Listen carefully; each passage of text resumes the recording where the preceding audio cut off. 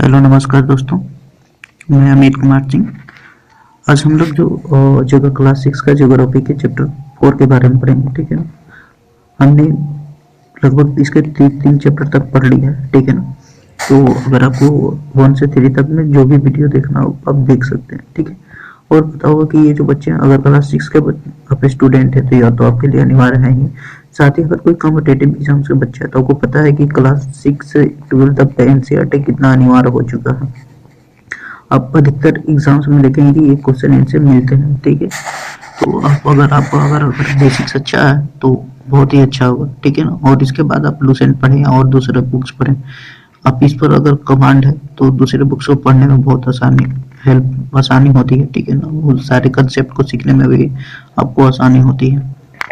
और कई सारी चीज़ें जो इस बुक्स में दी हुई है उन बुक्स में नहीं मिलती। और कई बार जो डायरेक्ट क्वेश्चन आपने अगर दे रहे होंगे तो आपको पता होगा जो डायरेक्ट कई लोग बोलते हैं कि ये एनसीईआरटी से पूछा गया है, तो आप एक बार इसको देख ले, गो थ्रू कर ले तो ये करें।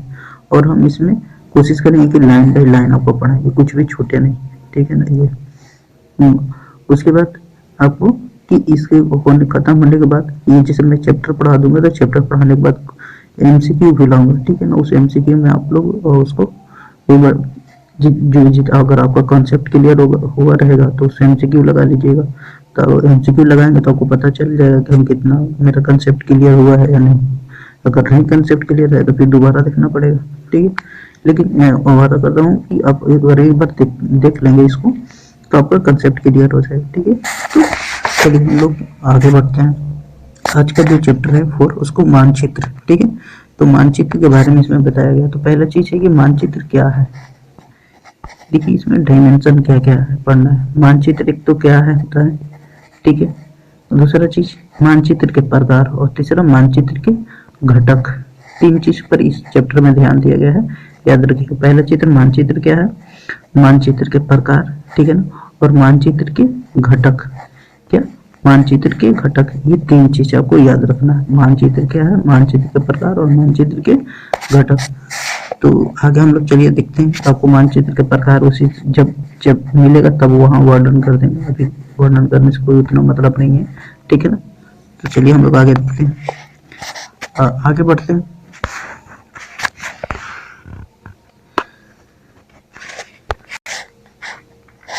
दिया गया है कि आप पिछले अध्याय में ग्लोब के महत्व के बारे में पढ़ चुके हैं। ग्लोब के अध्ययन की कुछ सीमाएं होती है। जब हम पूरी पृथ्वी का अध्ययन करना चाहते हैं तो ग्लोब हमारे लिए काफी उपयोगी साबित होती है। लेकिन जब हम पृथ्वी के केवल एक भाग जैसे देश, राज्य या जिले, शहर या गाँव के बारे में अध्ययन करना चाहते हैं तो यह हमारे लिए उपयोगी साबित नहीं होता है। ऐसी स्थिति में हम मानचित्र का उपयोग करते हैं। मानचित्र पृथ्वी की सतह पर या उसके एक भाग का पैमाने के माध्यम से चपटी सतह पर खींचा गया चित्र है। लेकिन एक गोलाकार सतह का पूरी तरह से चपटा करना असंभव है। ठीक, असंभव है। देखिए इसमें क्या बताया गया कि जो है ना ग्लोब है ना, ग्लोब एक चीज है कि ये पता है कि पूरी पृथ्वी की संपूर्ण भूपृष्ठ को दिखाता है। ठीक है ना। ये पृथ्वी के संपूर्ण हिस्से को दिखाता है। लेकिन ये सारी चीजें छोटे छोटे मैं अब पूरी पृथ्वी के प्रत्येक चीज को एक ग्लोब के माध्यम से दिखाना असंभव है। तो हम लोग क्या करते हैं, तो मानचित्र के माध्यम से उसे किसी एक क्षेत्र के, ठीक है ना, पृथ्वी कहीं हिस्से, जैसे मान लीजिए एशिया को दिखाना हो या भारत को दिखाना हो या आपके गाँव को दिखाना हो तो उसके एक हिस्से को हम लोग कागज के पृष्ठ पर दिखाते हैं। ठीक है ना। पैमाने के यूज करके कागज की सतह पर खींचा गया चित्र ही क्या कहलाता है, मानचित्र। ठीक है ना। ये याद रखिएगा।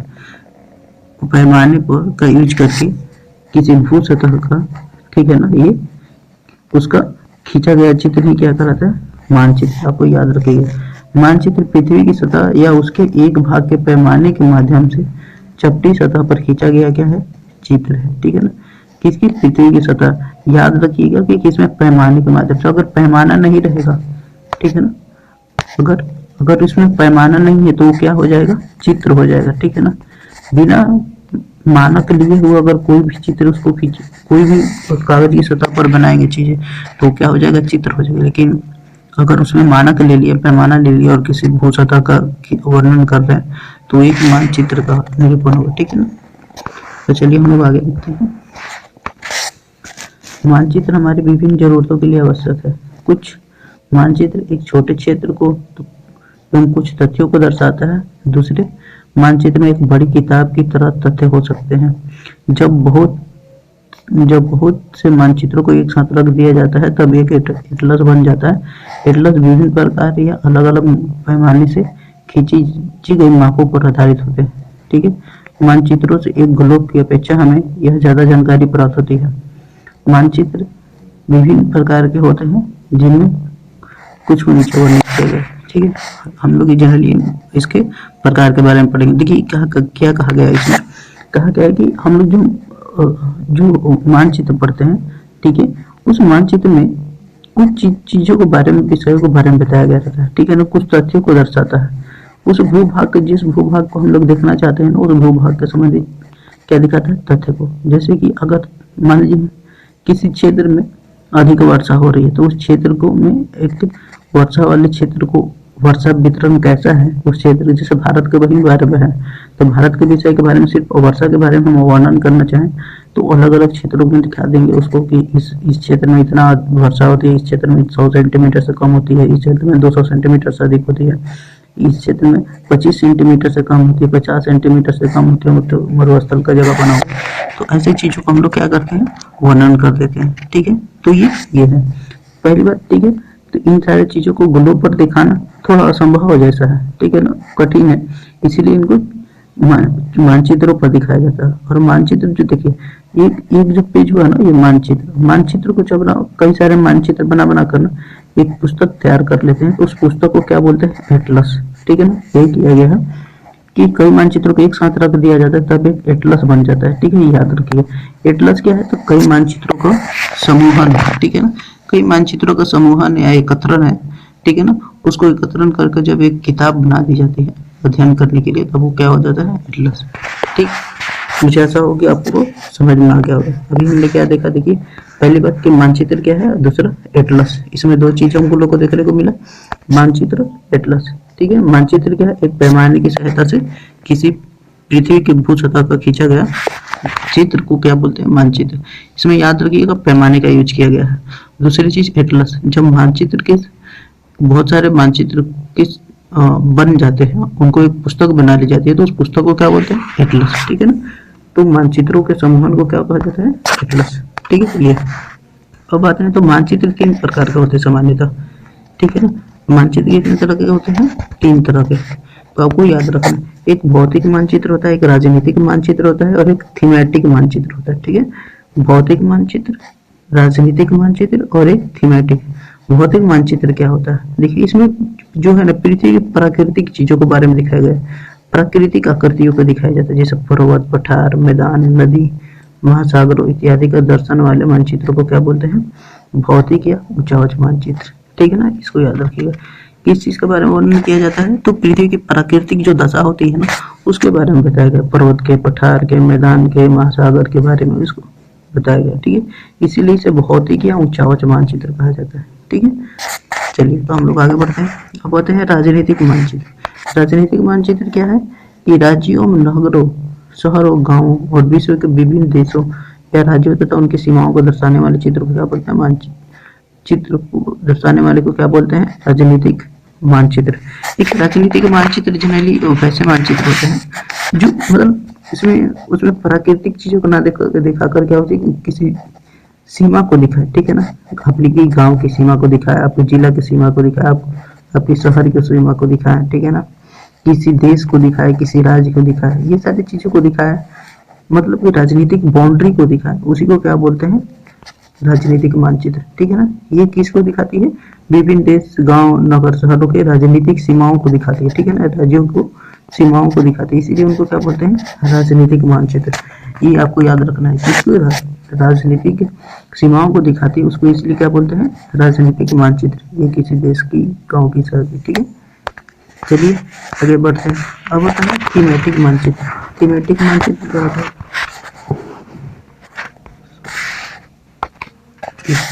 थीमेटिक मानचित्र क्या होता है दोस्त, थीमेटिक मानचित्र होता है कि जनरली कुछ मानचित्र विशेष जानकारी प्रदान करते हैं, जैसे सड़क मानचित्र, वर्षा मानचित्र, वन तथा उद्योग आदि के वितरण दर्शाने वाले मानचित्र इत्यादि। इस प्रकार के मानचित्र क्या बोलते हैं, थीमेटिक मानचित्र कहा जाता है। इन मानचित्रों में दी गई सूचना के आधार पर इनका उचित नामकरण किया जाता है। मानचित्र ठीक है, वो छोड़िए। ठीक, ये मानचित्र क्या होते हैं, ये किसी विशेष जानकारी को प्रदान करते हैं। उसमें किसी, जैसे ऊपर में वो प्राकृतिक चीजों को बता रहे थे और दूसरे में राजनीतिक सीमा को, लेकिन इसमें क्या चीज क्या दिया गया है ना, इसमें कुछ विशेष चीज को बताया, जैसे वन को दिखाया जाए, ठीक है ना, मानचित्र पर कहाँ कहाँ वन है, कहाँ कहाँ उद्योग है उसको दिखाया जाए, कहाँ कहाँ सड़क है, ठीक है ना, कहाँ कहाँ खनिज मिलते हैं, ठीक है ना, उनको दिखाया जाए। तो कहाँ कहाँ मतलब कि जलप्रपात है, ठीक है ना, कहाँ कहाँ झीलें हैं उनको दिखाया जाए, ठीक है ना। तो ये उनको इसमें रखते हैं, सॉरी झीलें ये सब प्रकृति में आ जाएगी, कहाँ कहाँ उद्योग है, कहाँ कहाँ खनिज है, ठीक है ना। इन सारी चीज़ों को दिखाने के लिए ना, कहाँ कहाँ राष्ट्रीय उद्यान है, इन सारी चीज़ों को दिखाएंगे किस चीज मानचित्र में, थीमेटिक मानचित्र के द्वारा, ठीक है। यह याद रखिए, किस किस चीज़ के बारे में वर्णन करता है, तो किसी विशेष चीज़ के बारे में जानकारी प्रदान करता है, ठीक है, किसी विशेष चीज के बारे में जानकारी प्रदान करता है, याद रखिएगा, ठीक है ना। सड़क हो सकता है, वन हो सकता है, उद्योग हो सकता है, ठीक है ना, आपको मंदिर हो सकता है, समझ में कुछ महत्वपूर्ण चीजें जो हो सकती है उसके बारे में ये दिखाता है। आगे है कि मानचित्र के घटक, ठीक है। अभी हमने ये तीन चीज पढ़ा, राजनीतिक मानचित्र के तीन प्रकार पढ़े हैं, भौतिक मानचित्र, राजनीतिक मानचित्र और थीमेटिक मानचित्र। भौतिक मानचित्र में हमने देखा कि ये किसी प्राकृतिक सीमाओं को दिखाती है, सॉरी मतलब कि प्राकृतिक किसी देश के, किसी राष्ट्र के या किसी भूभाग के प्राकृतिक दशाओं को दिखाती है, ठीक है ना, जैसे पर्वत पठार मैदान नदी उन सब के बारे में दिखाती है। राजनीतिक में क्या दिखाती है, वो किसी देश राज्य शहर इन सब की राजनीतिक सीमाओं को दिखाती है, ठीक है ना, तो उसको राजनीतिक मानचित्र बोलते हैं। थीमेटिक मानचित्र में किसी विशेष चीज के बारे में दिखाती है, ठीक है ना, विशेष चीज का वर्णन करती है, तो उसको सड़क मानचित्र, जैसे कि सड़क मानचित्र, इन सारी चीज को थीमेटिक मानचित्र, इसको थीमेटिक मानचित्र कहते हैं, ठीक है। तो ये मानचित्र क्या थे, प्रकार थे। अब हम लोग आते हैं मानचित्र के घटक, ठीक है ना। तो सामान्यतः मानचित्र के तीन घटक हैं। कितने घटक हैं, तीन घटक है, दूरी है, दिशा है और प्रतीक है, ठीक है ना। क्या है, दूरी है, दिशा है और प्रतीक है। मानचित्र के कितने घटक है, याद रखिएगा, एक तो दूरी है, दिशा है और प्रतीक है। इसके द्वारा, इसकी सहायता से ही किसी कोई भी मानचित्र का निर्माण किया जा सकता है परिपूर्ण तरीके से, ठीक है, नहीं तो सही तरीके से मानचित्र का निर्माण नहीं हो पाएगा, ठीक है। आगे हम लोग चलते हैं, तो इसमें हम लोग दूरी के बारे में पढ़ लेते हैं। तो मानचित्र एक आरेखन होता है, ठीक है, जो कि पूरे विश्व या उसके एक भाग को छोटा कर कागज पर एक पन्ने पर दर्शाता है तथा यह कहते हैं कि मानचित्र छोटे पैमाने पर खींचे जाते हैं, लेकिन इसे इतनी सावधानी से छोटा किया जाता है कि ताकि उस स्थानों के बीच की दूरी वास्तविक रहे। यह तभी संभव हो सकता है जब कागज पर एक छोटा दूरी स्थल की बड़ी दूरी की व्यक्त करती हो। इसलिए इस उद्देश्य के लिए एक पैमाने चुना जाता है, पैमाना, ठीक है, एक पैमाना चुना जाता है। पैमाना स्थल का वास्तविक दूरी और मानचित्र पर दिखाई गई दूरी के बीच का क्या होता है, अनुपात होता है। कागज के लिए आपके विद्यालय व घर के बीच की दूरी 10 किलोमीटर है, उदाहरण के लिए जिसे बताया गया है, ठीक है, 10 किलोमीटर, जिसे मानचित्र पर 2 सेंटीमीटर की दूरी से व्यक्त किया जाता है। इसका अभिप्राय है कि एक मानचित्र की 1 सेंटीमीटर के स्थल 5 किलोमीटर को दर्शाता है। आपकी रेखा का मानचित्र का पैमाना होगा 1 सेंटीमीटर बराबर 5 किलोमीटर। इस प्रकार पैमाना किसी भी मानचित्र के लिए बहुत महत्वपूर्ण होता है। अगर आपको पैमाने की जानकारी है तो आप मानचित्र पर दिए गए किसी भी दी स्थानों के बीच की दूरी का पता लगा सकते हैं, ठीक है। देखिए जनरली क्या है ना, इसमें क्या वर्णन किया गया है, इसमें वर्णन किया है कि दूरी क्या चीज है। देखिए पृथ्वी पर, देखिए कुछ मानचित्र को हम लोग क्या बनाते हैं, किसी भी क्षेत्र का स्थल का ही मानचित्र बनाते हैं, जैसे भारत का ही मानचित्र बना तो हम इस कागज पर मानचित्र बनाते हैं। तो पूरे भारत को क्या, जैसे जैसा वास्तविक भारत है उतने बड़े कागज चीजों को तो कागज पर तो बनाते नहीं है, संभव भी नहीं है। हम अपने एक गांव को नहीं दिखा सकते पूरी वास्तविक तरीके से, तो हम उसके लिए क्या यूज करते हैं, एक पैमाना यूज करते हैं। और पैमाना और मानचित्र जो वास्तव में जो बना, मतलब कि जो बनाने का एक महत्वपूर्ण चीज है ना, जो मानचित्र को परिपूर्ण बनाता है वो पैमाना ही है, ठीक है ना, एक पैमाना ही है जो क्या है, मानचित्र एक महत्वपूर्ण घटक है, समझ में। और इसका यूज करके बनाया, मतलब कि बनाया जाता है इसको अगर पैमाना अगर गड़बड़ हुआ तो मानचित्र का अध्ययन में भी बहुत गड़बड़ियाँ हो सकती है, ठीक है। और ये पैमाना क्या होता है, तो पैमाना क्या होता है कि कागज पर आपकी जो दूरी, अब मान लीजिए कोई कागज पर मानचित्र खींचते हैं तो जो दूरी बनाते हैं और जो पृथ्वी पर और चीज़ों की अलग अलग दूरियां होती है उनके बीच के अनुपात को बोलते हैं, क्या होते हैं ये, उसको बोलते हैं सॉरी पैमाना, ठीक है। पृथ्वी पर वास्तविक दूरी और कागज पर खींची गई दूरी, ठीक है ना, उन दोनों के बीच के अनुपात को क्या बोलते हैं, पैमाना, ठीक है। मान लीजिए आप, इसमें दिया गया उदाहरण कि 10 किलोमीटर आपका घर से स्कूल 10 किलोमीटर है, ठीक है। तो अब 10 किलोमीटर आपका स्कूल को जाने के लिए आप 2 सेंटीमीटर रेखा का यूज करते हैं दिखाने के लिए मानचित्र पर, तो 2 सेंटीमीटर मतलब कि 1 सेंटीमीटर बराबर कितना यूज किए हैं, 5 किलोमीटर, मतलब ये 1 सेंटीमीटर की रेखा आपको 5 किलोमीटर की दिखा रही है। तो यही चीज है, ठीक है। तो यही पैमाना होता है। पैमाना क्या होता है, जनरली इसको स्केल भी कहा जाता है। पृथ्वी पर की वास्तविक दूरी और कागज पर की दूरी के पैमाने को क्या कहा बोला जाता है, सॉरी, कागज पर खींची गई ये दूरी को की अनुपात को क्या बोला जाता है, पैमाना, ठीक है। मुझे आशा हो कि आपको समझ में आ गया है, ठीक है। आगे चलते हैं। इसमें देखिएगा 2 तरह के पैमाना होते हैं, एक बड़ा पैमाना, एक छोटा पैमाना, ठीक है। जब बड़े क्षेत्रफल वाले भाग हो जैसे महाद्वीपीय देश को कागज पर दिखाना होता है तब हम लोग छोटे पैमाने का उपयोग करते हैं, ठीक। कह रहा है कि जैसे बड़े क्षेत्रफल वाले हिस्सों को दिखाया जाना हो, जैसे ये पूरे भारत को बारे में दिखाना हो तो पूरे भारत को हम लोग एक कागज पर समेटते हैं, तो हम उसके लिए छोटे पैमाने का यूज करेंगे। छोटे पैमाने का मतलब कि 1 सेंटीमीटर बराबर जैसे 100 किलोमीटर लेंगे, ठीक है ना, या 200 किलोमीटर लेंगे, या हो सकता है 500 किलोमीटर लेंगे, मतलब जैसे चीज दिखाना होगा वैसे, तो उसको हम लोग छोटा पैमाना बोलते हैं। देखिए जितना बड़ा दूरी होगा उसके लिए हम कम स्केल लेंगे, ठीक है ना। अगर 1000 किलोमीटर दिखाना वाला जगह है तो हम एक सेंटीमीटर का यूज करेंगे, तो इसको बोलेंगे छोटा पैमाना वाला मानचित्र, ठीक है। अब वही चीज मतलब कि कोई छोटा सा स्थान है और उसको दिखाने के लिए बड़ा पैमाना ले तो उसको बोलेंगे बड़े पैमाने वाला मानचित्र। जैसे आपको गांव का चित्र बनाना हो, ठीक है ना, गांव का मानचित्र बनाना तो एक बड़ा पैमाना का यूज करेंगे। किसी शहर का बनाना हो या आपके घर का मानचित्र बनाना हो, ठीक है ना, तो उसको क्या बनाएंगे, बड़े मानचित्र का उपयोग करके उसको बनाएंगे, ठीक है ना। ये वही है कि जब एक छोटे क्षेत्रफल वाले जैसे भाग जैसे आपके गांव या शहर को कागज पर दिखाना होता है तब हम बड़े पैमाने का उपयोग करते हैं। जैसे स्थल पर 500 मीटर की दूरी को मानचित्र 5 सेंटीमीटर द्वारा दिखाया जाता है।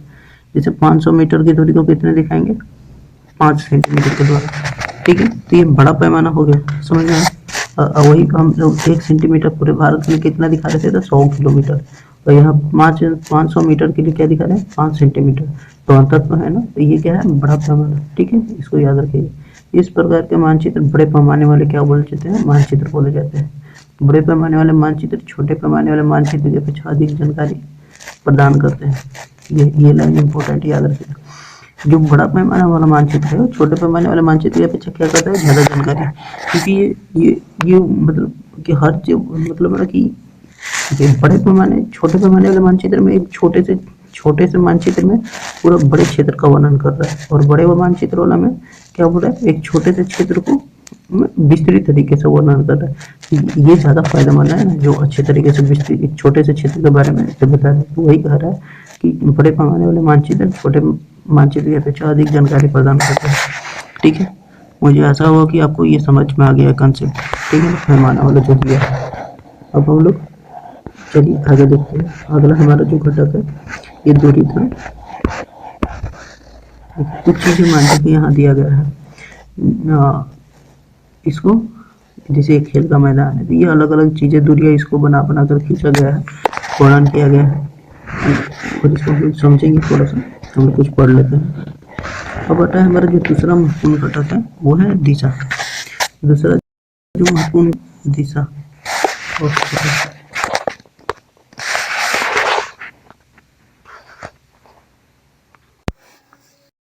चलिए हम लोग आगे देखते हैं। आज का हमारा दूसरा जो घटक है हमारा, ठीक है ना, वो क्या, दिशा। तो दिशा के बारे में क्या वर्णन किया गया है, इसको देखिए कि कोई भी देखिए आप मानचित्र बनाते हैं तो उसमें दिशा का वर्णन किया जाता है। आपको पता हो कि मानचित्र में जो है, जो ऊपर वाला मानचित्र बनता है तो इसको बोलते हैं उत्तर दिशा, ठीक है ना। ये वाला जो हिस्सा है ना उत्तर की ओर, इसको नॉर्थ से दिखाया जाता है, और ये जो दक्षिण की ओर जो हिस्सा होता है इसको साउथ से, ठीक है। और दाहिना वाले साइड को ईस्ट से, और जो बायां साइड होता है उसको क्या से दिखाते हैं, वेस्ट से। तो आपको पता होना चाहिए कि जो भी जो मानचित्र होता है कागज का, तो कागज पर जो मानचित्र बने होते हैं उनको कुछ दिखाने के तरीके होते हैं, ठीक है ना। जो ऊपर वाला चीज़ होता है उसको नॉर्थ से, दक्षिण को साउथ से, जो नीचे वाला चीज़ होता है उत्तर, जो ऊपर होता है उसको नॉर्थ से, जो नीचे होता है दक्षिण से, और उसका जो दाहिना साइड होता है अपने दाहिने हाथ की ओर, ठीक है ना, ईस्ट से, और जो बायां होता है वो वेस्ट से। तो ये कुछ क्या होती है, ये मानचित्र को जो दिशा दिखाने का कुछ ये तरीके हैं। साथ ही कि इसके अलावा ये तो प्रधान दिशा है, ठीक है ना, प्रधान इसको दिग्बिंदु कहा जाता है। इसके अलावा और भी उप दिशाएं होती है, ठीक है ना। ये तो कुछ मतलब प्रधान दिशा है, उसके अलावा उप दिशाएं, उप दिशाएं क्या है, जैसे ही देखिए ये,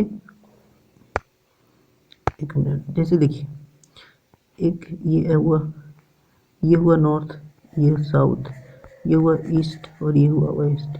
देखिए नॉर्थ और ईस्ट के बीच में भी तो ऐसा कुछ जा रहा है, तो इसको क्या बोलेंगे, नॉर्थ ईस्ट, सॉरी, ठीक है, नॉर्थ ईस्ट। फिर इसको यहाँ भी तो आ रहा है इसे, साउथ और दक्षिण के बीच में, तो इसको साउथ ईस्ट, ठीक है। और ये कहाँ जा रहा है इसे, तो इसको बोलेंगे नॉर्थ वेस्ट, ठीक है, नॉर्थ वेस्ट। और ये साउथ वेस्ट। तो ये कुछ महत्वपूर्ण दिशाएं थी जिसको इसमें वर्णन किया गया है, ठीक है। तो चलिए हम लोग एक लाइन में पढ़ लेते हैं, वही चीज़ें लिखा गया है कि क्या लिखा गया है, मिनट, सॉरी, चलिए तो देखते हैं क्या बोलते हैं। अधिकतर मानचित्रों में ऊपरी दाहिने की तरफ तीर का निशान बना होता है, जिसके ऊपर अक्षर उत्तर लिखा होता है, उत्तर होता है, ठीक है। यह तीर का निशान उत्तर की ओर दर्शाता है, इसे उत्तर रेखा कहा जाता है। जब आप उत्तर के बारे में जानते हैं तब आप दूसरी दिशाओं जैसे पूर्व, पश्चिम तथा दक्षिण के बारे में पता लगा सकते हैं, ठीक है। जैसे चित्र 4.2 में ये 4 दिशाओं के बारे में दिखाया गया है, ठीक है ना। ये 4 मुख्य दिशाओं उत्तर, दक्षिण, पूर्व एवं पश्चिम को दिखाया गया है, ठीक है। ये प्रधान दिग्बिंदु है, ठीक है ना, ये प्रधान दिग्बिंदु है। हम लोग जानते हैं कौन है प्रधान, उत्तर, पूर्व, पश्चिम, दक्षिण, ठीक है ना। ये अगला है कि बीच की 4 दिशाएं उत्तर पूर्व, ठीक है, दक्षिण पूर्व, दक्षिण पश्चिम और उत्तर पश्चिम पूर्व के बीच होने वाली दिशाओं की मदद से किसी भी स्थान का सही स्थिति का पता लगाया जा सकता है, ठीक है। चित्र 4.1, ठीक है, निम्नलिखित दिशाओं का पता लगाइए। एक, विकास के घर से सामुदायिक केंद्र का तथा खेल के मैदान की दिशा। दूसरा, दुकान से विद्यालय की दिशा, ठीक है, विकास के घर से। तो हम देखिए ऊपर कुछ चित्र बना हुआ था ये, तो इसमें कुछ है, देखो विकास का घर कहाँ है, तो 1 मिनट में हम लोग देख सकते हैं, ठीक है, ये विकास का घर है, ये ये जो क्या है, ये विकास का घर है। तो उसके जो सामुदायिक केंद्र है, क्या है सामुदायिक केंद्र, जिसे विद्यालय ही है, तो यहाँ से उसका विद्यालय कहाँ है, देखिए ये इधर की ओर है, ठीक है, ये एक इधर की ओर, फिर ऐसे भी जा सकता है अपना विद्यालय, ठीक है। ये खेल का मैदान ये इसका यहाँ है, तो ये क्या उधर दिखा रहा है, ये क्या हो रहा है, पूरब की ओर है। और ये दुकान किधर है इसका, ये पश्चिम की ओर है, ठीक है ना। ये जो सामुदायिक केंद्र ये है, ठीक है ना, ये उत्तर की ओर है। ये बोल रहा है कि ये कुछ चीज़ें हैं जो उसकी दिशाओं को दिखा रही है, ठीक है। एक चीज़ देखिए कि हम लोग क्या करते हैं, जैसे किसी इंसान को ना जब बस स्टेशन पर बोलते हैं ना कि वो से मतलब उतर जाइए, उत्तर से एक टेम्पो पकड़ लीजिए ऐसे दक्षिण या दक्षिण की ओर, हम लोग सलाह देते हैं ना कैसे पकड़ पकड़ सिर्फ दिशा बताते हैं, तो वो क्या हो जाते हैं, वो घर तक पहुंच जाते हैं। सिर्फ हम लोग क्या बोलते हैं, डायरेक्शन, तो डायरेक्शन का बड़ा इंपॉर्टेंस है। तो अगर डायरेक्शन सही से नहीं रहेगा तो फिर आपको कौन सी स्थिति कहाँ है उसको पता ही नहीं चलेगा, ठीक है ना। तो डायरेक्शन एक महत्वपूर्ण घटक है, ठीक है। पहला हमारा जो पैमाना एक घटक था, दूसरा डायरेक्शन। अब आते हैं तीसरा चीज हम पढ़ते हैं प्रतीक, ठीक है ना, साइन। प्रतीक क्या होता है, देखिए कि किसी भी चीज को ना स्थल पर दिखाने के लिए मानचित्र बनाएंगे ना, तो कुछ ना कुछ उसमें जरूर दिखाएंगे, ठीक है ना। आप जैसे पहाड़ी का मानचित्र बनाता है, जैसे मैदानी का मानचित्र बनता है या पहाड़ का मानचित्र बनता है, तो उसको ऊंचा करके थोड़ा सा एक मतलब ब्राउन कलर का दिखाया जाता है, ठीक है ना। मैदान को ग्रीन कलर से दिखाया जाता है, ठीक है ना। या कोई केंद्र है, जलप्रपात है, नदी है, तो नदी को ब्लू लाइन से ऐसे दिखाया जाता है। तो ये क्या है, ये सारी चीज़ें प्रतीक है। कोई हॉस्पिटल है तो हॉस्पिटल को उसको ऐसे दिखाया जाता है प्लस करके। तो ये कुछ साइन है, ठीक है ना। तो ये साइन ही क्या बताती है, किसी मानचित्र का मतलब कि आपको तो कोई वास्तविक चीज़ को दिखा तो नहीं सकते वहाँ, ठीक है ना, मानचित्र पर। तो उसको एक छोटे छोटे चिन्ह के रूप में हम लोग क्या करते हैं, उसको दिखाते हैं। तो वही क्या है, मानचित्र है। जैसे सड़क हुआ, पुल हुआ, रेलवे हुआ, इन सारी चीज़ों को क्या दिखाया जाता है, मानचित्र पर। ये क्या है, प्रतीक का बड़ा इंपॉर्टेंस होता है, ठीक है। ये चलिए हम लोग लिखते हैं। किसी भी मानचित्र का तीसरा प्रमुख घटक है, ठीक है ना। किसी भी मानचित्र पर वास्तविक आकार एवं प्रकार में विभिन्न आकृतियाँ जैसे भवनों, सड़कों, पुलों, वृक्षों, रेल की पटरियों या कुएं की दिखाना संभव नहीं होता। इसलिए वे निश्चित अक्षर, छायाओं, रंगों, चित्रों, रेखाओं का उपयोग करके दर्शाए जाते हैं, ठीक है। ये प्रतीक कम स्थान में अधिक जानकारी प्रदान करते हैं। इन प्रतीकों का इस्तेमाल के द्वारा मानचित्र को आसानी से खींचा जा सकता है तथा इनका अध्ययन करना आसान होता है। अगर आप एक क्षेत्र की भाषा को नहीं जानते हैं तो आप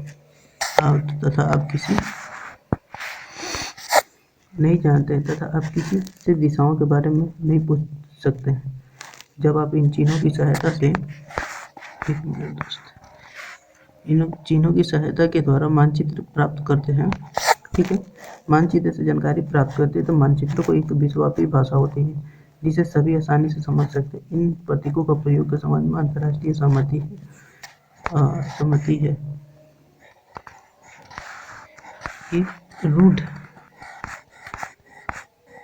ये रूढ़ प्रतीक कहे जाते हैं, ठीक है ना। ये रूढ़ प्रतीक कहे जाते हैं, ठीक है। आपको याद, ये रूढ़ प्रतीक कहे जाते हैं। कुछ रूढ़ प्रतीक, ठीक है, कुछ रूढ़ प्रतीक चित्र 4.3 में दिखाए गए हैं। विभिन्न रंगों का उपयोग भी इसी उद्देश्य से किया जाता है। उदाहरण के लिए सामान्यतः नीले रंग का इस्तेमाल जलाशय, भूरा रंग पर्वतों के लिए, पीला रंग पठारों के लिए, हरा रंग मैदानों के लिए, ठीक है ना। ये कुछ दिखाने के लिए किया जाता है, ठीक है ना। देखिए मतलब ये अलग अलग जो प्रतीक है ना, ये अलग अलग चीज़ें दिखाने के लिए उसका उपयोग किया जाता है। इन प्रतीक जैसे देखिए आपको ये विद्यालय है। विद्यालय को एक छोटे से में लिख के दिखा दिया गया। ये नदी है, तो नदी धारा के रूप में ऐसे लाइन से इसको दिखाया गया है, ठीक है ना।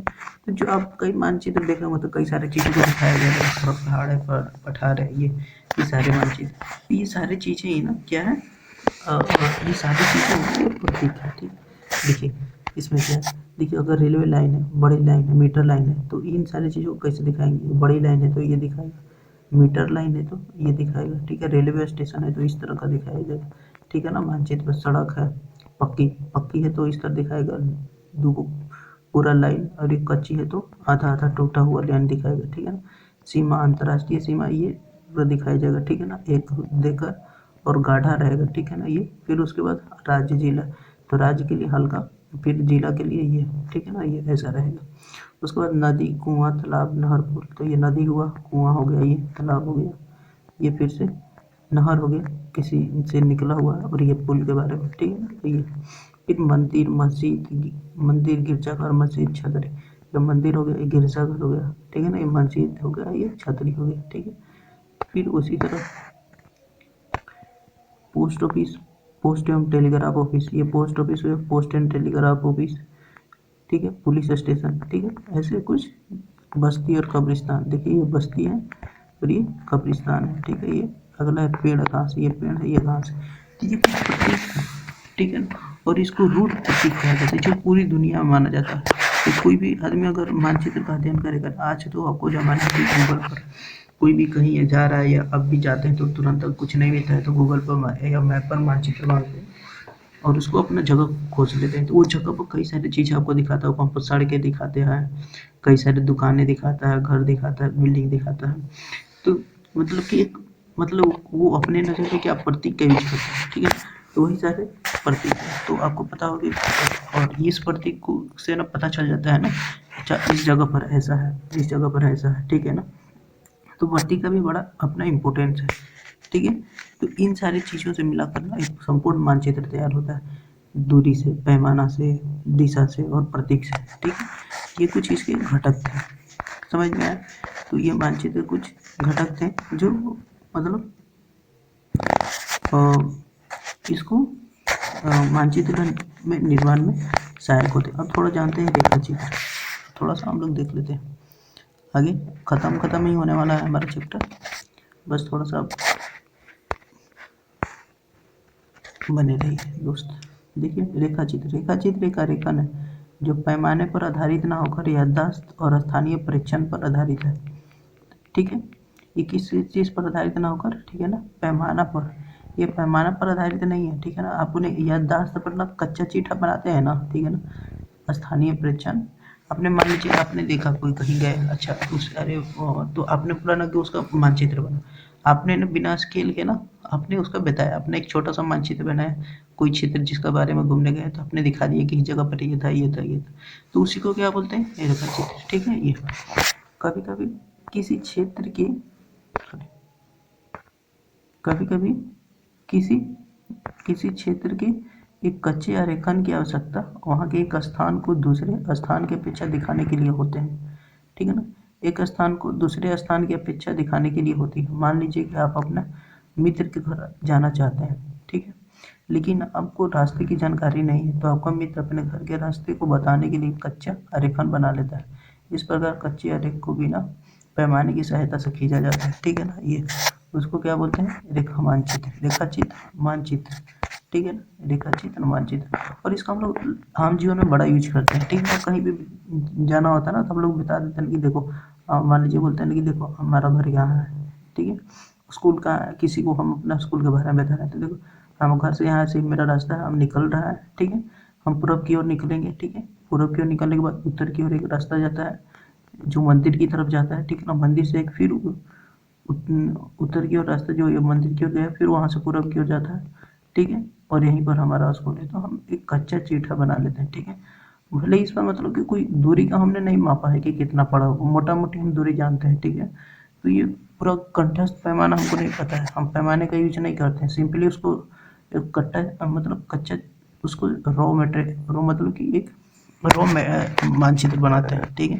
तो उसी को रेखा चित्र, मानचित्र कहा जाता है, ठीक है। चलिए हम लोग आगे देखते हैं। हाँ, एक हमारा जो लास्ट टॉपिक बचा है वो खाका। खाका क्या है, एक छोटा सा क्षेत्र का बड़े पैमाने पर खींचा गया रेखा चित्र खाका कहलाता है, ठीक है ना। एक छोटे क्षेत्र का, एक छोटा सा क्षेत्र है अपने गांव का ही मान लीजिए, और उसको बड़े पैमाने पर खींचा गया रेखा चित्र, याद रखिएगा रेखा चित्र क्या बोलता है, खाका कहलाता है, याद रखिएगा उसको क्या कहलाता है, खाका कहलाता है। इसमें भी पैमाना का यूज नहीं किया ये किया गया, तो याद रखिए खाका में भी पैमाना का यूज नहीं किया गया और रेखा चित्र में भी पैमाना का यूज नहीं किया गया है। तो एक बड़े पैमाने वाले मानचित्र से हम बहुत सी जानकारी प्राप्त होती है, लेकिन कुछ ऐसी चीज़ें होती हैं जो जिन्हें हम कभी कभी जानना चाहते हैं, जैसे किसी कमरे की लंबाई एवं चौड़ाई जिसे मानचित्र में नहीं दिखाया जा सकता है, उस समय हम लोग बड़े पैमाने वाले एक रेखा चित्र खींच सकते हैं जिसे खाका कहा जा सकता है, ठीक है। कहने का मतलब है कि देखिए कि बोल रहा है ना कि एक छोटे क्षेत्र को बड़े पैमाने पर हम लोग खींचते हैं, खींचा जाने वाले रेखा चित्र को क्या बोलते हैं, खाका कहलाता है, ठीक है। और खाका जो होता है ना ये बिना ये भी इसका भी कोई पैमाना नहीं होता, ठीक है। और एक बड़े पैमाने वाले मानचित्र से हमें बहुत सी जानकारियाँ प्राप्त होती है, ये तो ओबियसली प्राप्त होगा, ठीक है। लेकिन कुछ ऐसी चीज़ें होती हैं जिन्हें हम कभी कभी जानना चाहते हैं, जैसे किसी कमरे की लंबाई और चौड़ाई।